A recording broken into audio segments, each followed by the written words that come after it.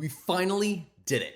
After months of complaining about the pilot situation in Rise of Kingdoms, Lilith is finally doing something to try and make it better. But is it the right fix? Let's talk about it.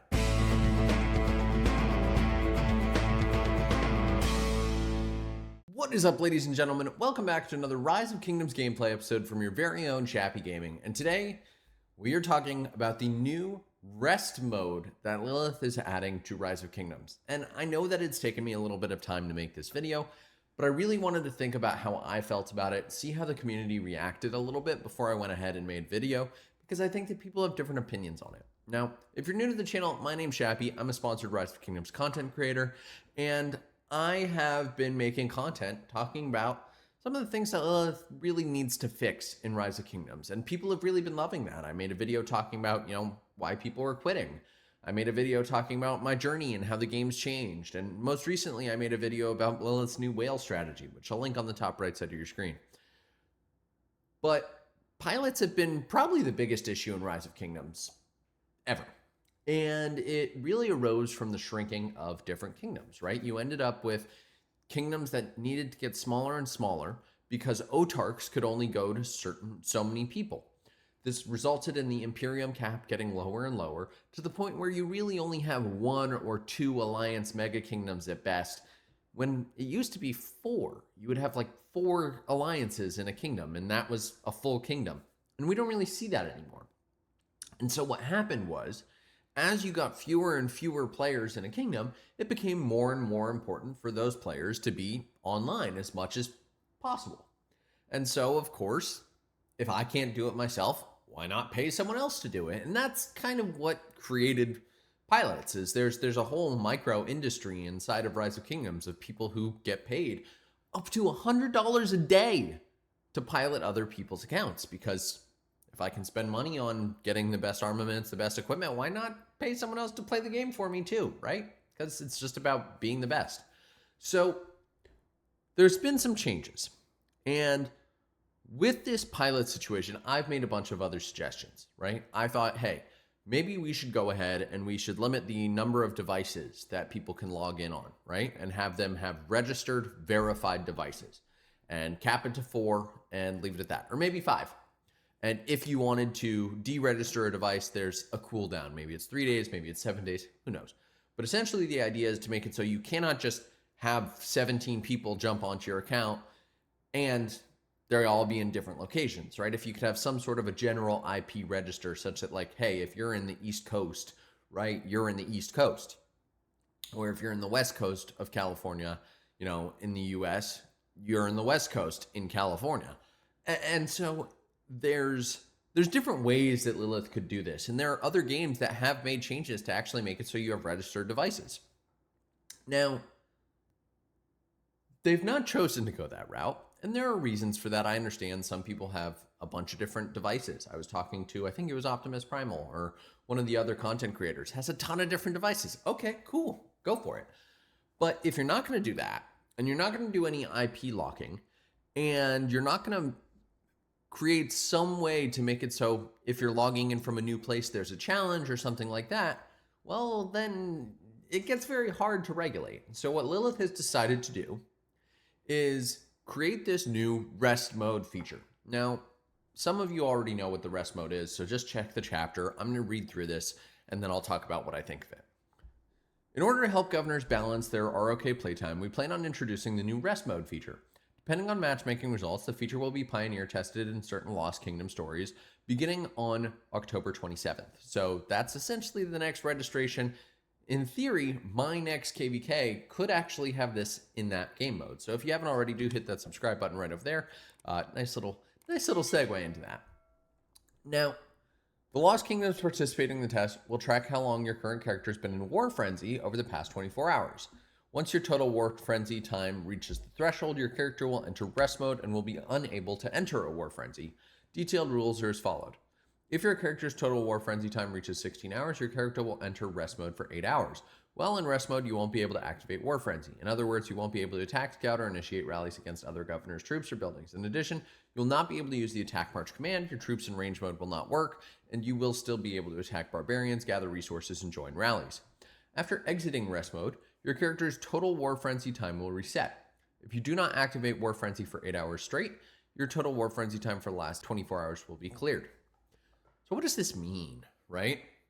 Well, War Frenzy typically lasts about, I think it's somewhere between 13 and 15 minutes once you trigger it. And you trigger War Frenzy by attacking things, usually it's enemies or structures, or scouting things, also enemies or structures. Now, there are ways to not trigger War Frenzy, right? You could just send marches outside of your city and let someone attack them, which is what a lot of people do, especially when they're trying to bait city attacks. So I don't think you necessarily need War Frenzy all the time. That said, you might want War Frenzy because War Frenzy gives you an attack boost. You get a 3% attack boost, which is universal, and it covers everything. War Frenzy is about 15 minutes there. So War Frenzy is pretty handy in battle. But what I think a lot of people are kind of like skipping over with this particular feature, functionality, and new update is actually the fact that most of the time, at least for me, I'm not in War Frenzy for 16 consecutive hours, right? I wake up, let's say 8 a.m., right? And I go to sleep around midnight. So that's 16 hours total.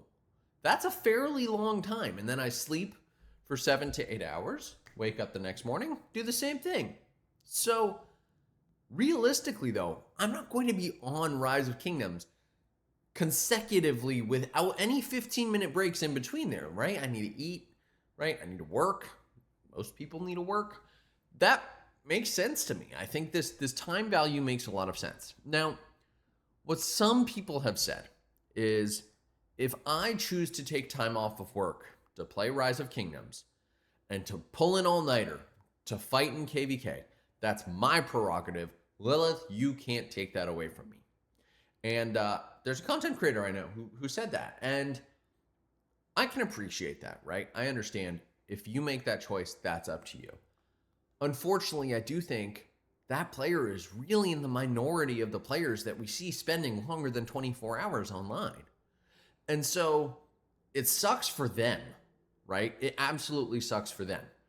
But I think the solution, if you're someone like that, is you just have to figure out how you want to balance your time in game, right?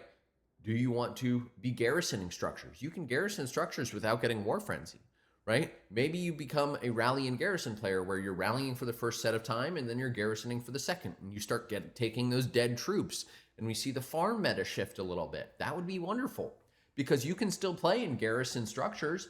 Maybe we'll have more of a KVK battle style such that one side is exhausting their War Frenzy and then the other side isn't.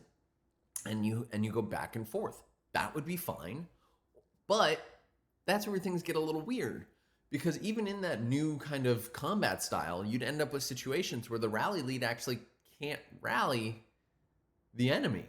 So you need more rally and garrison leads, which in theory is what this is supposed to make happen. Because one of the things that I've seen extraordinarily commonly is you have the 10 rally and garrison leads. Their accounts are online 24/7 because they're being piloted, which, isn't the best for the meta and for Rise of Kingdoms and for most players. And if you wanted to be a rally and garrison lead, you now have to also commit to sharing your account, which I don't like. So I kind of think this is a good idea, if I'm being honest. Now, what I hope to see happen, and it'll take us back to the OG Rise of Kingdoms days, what I hope to see happen is that Kingdoms will start actually recruiting people in other time zones. Such that, hey, we have some people in the west coast of California. We have a contingent of 45 people that are going to cover that. And then we have some people in China or Vietnam or Japan that are going to cover this other contingent of time. Such that when your US time zone goes offline, the Chinese time zone can come in, pick up, and continue the fighting, and they still have fresh War Frenzy. That's how Rise of Kingdoms used to be. And so you can still have 5 days of fighting in any zone. You just have to have players that are not going to be on at all times.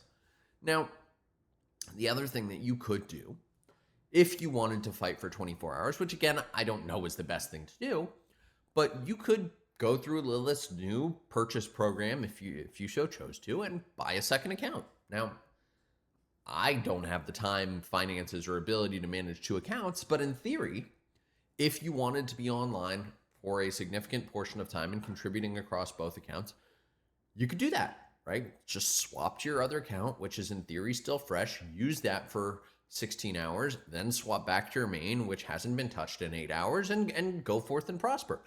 And with the new way that Lilith is matchmaking, having two accounts that are at that power level doesn't really matter.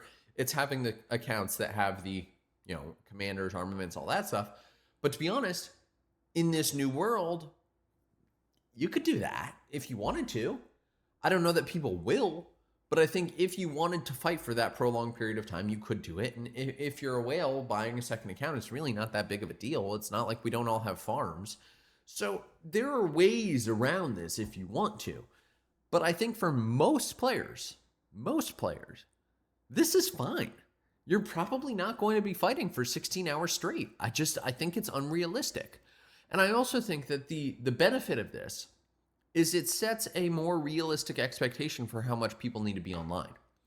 Because the problem that you can see right now is that in these major kingdoms and these major KVKs, there's this just expectation you're going to take a day off work. You're going to be fighting continuously nonstop. When realistically, for most people, that's untenable. Even if you spend a ton of money on the game, that's just not going to be realistic. So now you have to be on for 16 hours. Okay. What this means is maybe you'll pay a pilot for those 16 hours. I think that impact is significantly less than if you were to have someone on 24 hours. I kind of like this. I think kingdoms should have a downtime. I think players should be able to have a downtime where they can sleep, where they can enjoy their lives. I think this is honestly a good fix. Is it the best fix? Maybe not.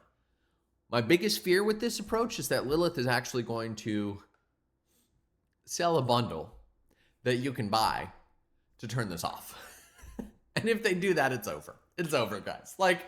If they make it so you can buy a bundle to reduce the rest time, please no. I'm also a little bit worried that the community is going to push back really hard and they're going to turn around and say, okay, you know what? We're going to make the rest mode 6 hours instead of 8. Which I think starts to defeat the purpose, right? The more you consolidate it, the less impactful this is. And I do like the idea of encouraging kingdoms to be more international. I think that was part of the value of this game to begin with, right? You connect with people from all over the world. I love that. So that's my take on this change. Do I think Lilith has killed piloting? Not necessarily. Do I think that this is better than what we have right now? Yeah. I'm excited about this change. I think it'll be interesting to see exactly how it all shakes out. But personally, I'm a fan.